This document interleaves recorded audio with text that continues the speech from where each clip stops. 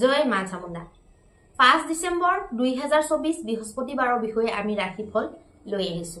আজি শুক্লপক্ষৰ চতুৰ্থী তিথি আৰু মাহ হৈছে অসমীয়া মাহ আঘোণ মাহ। আজি নক্ষত্ৰ থাকিব 5:27 আবেলিলৈকে উত্তৰা হাৰা নক্ষত্ৰ আৰু তাৰ পিছত পৰিব শ্ৰৱণ নক্ষত্ৰ। আৰু আজি কৰণ হ'ব ক্ৰমে বৃষ্টিকৰণ আৰু ববকৰণ আৰু যোগ হ'ব বৃদ্ধি যোগ। আজি যিসকল শিশু জন্মগ্ৰহণ কৰিব তেওঁলোকৰ ৰাশি হ'ব মকৰ ৰাশি আৰু যিসকল কন্যা পুষ্পিতা হ'ব তেওঁলোকৰ যোগ হ'ব শুভগা যোগ। আজি অভিজিত মুহূৰ্ত থাকিব 11:51 আগবেলাৰ পৰা দুপৰীয়া 12:32 আৰু আজি ৰাহু কাল থাকিব 1:29 দুপৰীয়াৰ পৰা 2:47 দুপৰীয়ালৈকে। ফুলটো থাকিব দক্ষিণ দিশত। এতিয়া আহকচোন আমি মেঘৰ পৰা মীনলৈকে প্ৰত্যেকটো ৰাশিৰ ফল জন্ম ৰাশি বা চন্দ্ৰ ৰাশিৰ আধাৰত নিৰ্ণয় কৰিম। মেঘৰ কাৰণে কেনেকুৱা কি কথা প্ৰথমতে আমি চাব লাগিব। মেঘৰ কাৰণে মধ্যম স্থিতি দেখা গৈছে। যিকোনো সৰু সুৰা যিবিলাক নেকি ধৰক নৰ্মেল দিনটোত চলি যাবলগীয়া কামবিলাকৰ কাৰণে মধ্যমে থাকিব, কিন্তু বাকী প্ৰেম আৰু ধৰক বৈবাহিক এইবিলাকত মধ্যম থাকিব। কিন্তু কাৰ্যক্ষেত্ৰত আপোনালোকৰ যদি কিছুমান বস্তু সৰু সৰু বস্তুক আপোনালোকে গুৰুত্বপূৰ্ণ নহয় বুলি ইগনোৰ কৰে বা কাণসাৰ নিদিয়ে তেতিয়াহ'লে কিন্তু আজিৰ দিনটোত কিবা ঝেমেলাত আপোনালোকে সোমাই পৰিব পাৰে। সেইকাৰণে আপোনালোকে কাৰ্যক্ষেত্ৰত কিবা এটা চেঞ্জ কৰাৰ আগতে মানে কিবা এটা বিশেষ কৰাৰ আগতে ভালকে ভাবি চিন্তি ল'লে খুব আপোনালোকৰ কাৰণে ভাল হ'ব। এতিয়া আহিব বৃষৰ কাৰণে। বৃষৰ কাৰণে যিকোনো বস্তু কিনা মেলা, যিকোনো নতুন কাম কৰা, যিকোনো বিশেষ আপোনালোকে কিবা কিনিম বুলি ভাবিছে আজিৰ দিনটোত ধৰক কিনিলে, তেনেকুৱা প্ৰত্যেকটো কাম আপোনালোকে কৰিব পাৰে। লগতে আপোনালোকে আজিৰ দিনটোত যিকোনো প্লেনিং কৰিব পাৰে, সেইটো লাগিলে বৈবাহিক ক্ষেত্ৰত হওক বা বেলেগ ক্ষেত্ৰত হওক। উচ্চ শিক্ষাৰ কথাও আজিৰ দিনটোত ভাবিব পাৰে। লগতে আপোনালোকে সন্তানৰ কথাও আজিৰ দিনটোত বিশেষ কিবা প্লেনিং কৰিব পাৰে। এতিয়া আহিব মিথুনৰ কাৰণে। মিথুনৰ কাৰণে মানসিক চিন্তা থাকিব, এটা প্ৰেছাৰ বনি থাকিব পাৰে মানসিকভাৱে। যিকোনো এনেকুৱা কাম যিটোত নেকি ধৰক আপোনালোকৰ ক্ষতি হোৱাৰ সম্ভাৱনা থাকে সেইটোত নিজে আগে ভাগে নগৈ পেলাই নিজে সেইটোৰ পৰা বাচি থকাটো আপোনালোকৰ কাৰণে ভাল হ'ব। লগতে আপোনালোকৰ স্বাস্থ্যজনিত সমস্যা হ'ব পাৰে আৰু ধন ক্ষতি আপোনালোকৰ হ'ব পাৰে। এতিয়া আহিব কৰ্কটৰ কাৰণে। কৰ্কটৰ কাৰণে কিন্তু খুব ভাল, মানে বৈবাহিক ক্ষেত্ৰত ভাল, নিজৰ যিকোনো ফাইনেন্সিয়েল প্লেনিঙৰ ক্ষেত্ৰত ভাল, যিকোনো আপোনালোকে আলোচনা বিলোচনা কৰাৰ কাৰণে ভাল। মানে ধৰক মিটিং টাইপৰ যিবিলাক কাম, নতুন মানুহ লগ ধৰা, সেইটো লাগিলে ব্যৱসায় ক্ষেত্ৰতে হওক, সেইবিলাকৰ কাৰণে খুব ভাল আজিৰ দিনটোত দেখা গৈছে।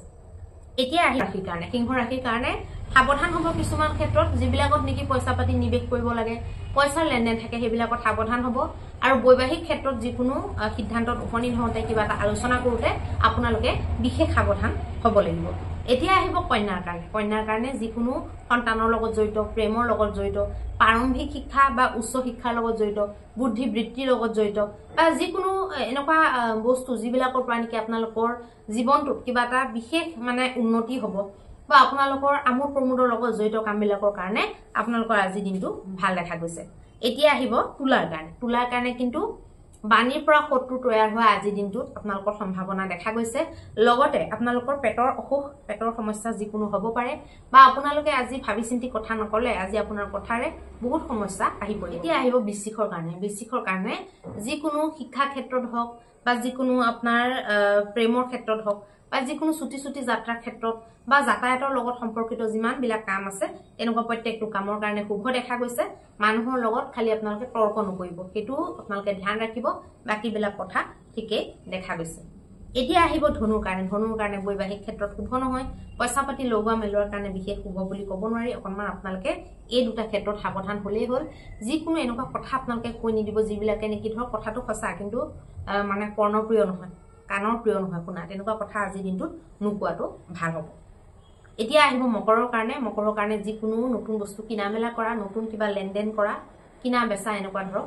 আৰু নৰ্মেলি কিবা শুভ ডিছকাশ্যন আপোনালোকে যদি কৰিম বুলি ভাবিছে, মিটিং মানে কিবা যদি কৰিম বুলি ভাবিছে নিজৰ ব্যৱসায় ক্ষেত্ৰত, গ্ৰুপত যদি আপোনালোকে ব্যৱসায় কৰি আছে তাৰ যদি আপোনালোকে মিটিং বহাম বুলি ভাবিছে বা এনেকুৱা কাম যিটোৱে নেকি আপোনালোকৰ মনটোত আপোনাৰ মানসিক শান্তিটো মানে দিব, বৃদ্ধি কৰিব আপোনালোকৰ মানসিক শান্তি, মনটোক তৃপ্তি মানে দিব, তেনেকুৱা কামবিলাক আপোনালোকে কৰিব পাৰে আজিৰ দিনটোত। যিকোনো মানে ধাৰ্মিক কামো আজি আপোনালোকৰ কাৰণে ভাল হ'ব। এতিয়া আহিব কুম্ভ ৰাশিৰ কাৰণে। কুম্ভ ৰাশিৰ কাৰণে কিন্তু বৰ এটা বিশেষ ভাল বুলি ক'ব নোৱাৰি। মানসিক ষ্ট্ৰেছ থাকিব, কথা ক'লে আপোনালোকৰ শত্ৰু আজিৰ দিনটোত তৈয়াৰ হৈ যাব পাৰে, ধন আদি ক্ষতি হ'ব পাৰে, মাথাৰ বিষ বা সাইনাছৰ প্ৰব্লেম তেনেকুৱা প্ৰব্লেম বিলাকে আপোনালোকক ডিস্টাৰ্ব দিব পাৰে আৰু মনত অকনমান উগুল থুগুল অকনমান সিদ্ধান্ত লবলৈ অসুবিধা, মানসিক টেনচন তেনেকুৱা ধৰণৰ বিলাক আহিব পাৰে। এতিয়া আহিব মীন ৰাশিৰ কাৰণে। মীন ৰাশিৰ কাৰণে লাভালাভৰ স্থিতি, যিকোনো এনেকুৱা ধৰক কাম যিটোত নেকি আপোনালোকৰ বেনিফিট কিবা পাব লগা আছে, সামাজিকভাৱে নিজৰ ছবিটোক উঠোৱা, নিজৰ ছবিটোক অকনমান বেটাৰ কৰা, তেনেকুৱা কামবিলাকো আপোনালোকে কৰিব পাৰে। লগতে আপোনালোকে যিকোনো ব্যৱসায় বাণিজ্যত যদি কিবা গ্ৰুপৰ মিটিং আছে বা বিশেষ যদি কিবা কথা আছে আপোনালোকে বা ধৰক আপোনালোকে আইডিয়া এটা এপ্লাই কৰি চাম বুলি ভাবিছে বা কিবা এটা টেষ্টিং কৰি চাম বুলি ভাবিছে, অনাগত দিনত আপোনালোকে কৰিম বুলি ভাবিছে, তেনেকুৱা ধৰণৰ কামবিলাক আপোনালোকে আজি দিনটোত নিশ্চিন্ত মনে কৰিব পাৰিব। এতিয়া আহকচোন আমি মহা উপায়টোৰ বিষয়ে আলোচনা কৰিম।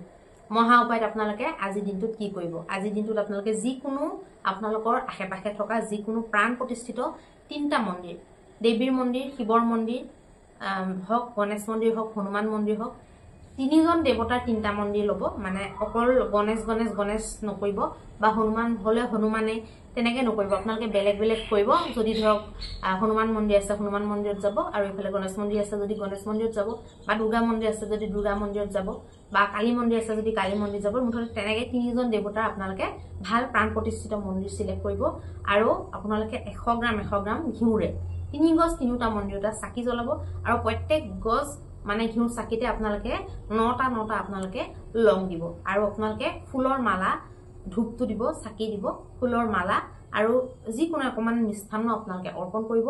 দিনটোৰ অমংগল বিলাক আপোনালোকৰ কাৰণে নাশ হৈ যাব। ধন্যবাদ।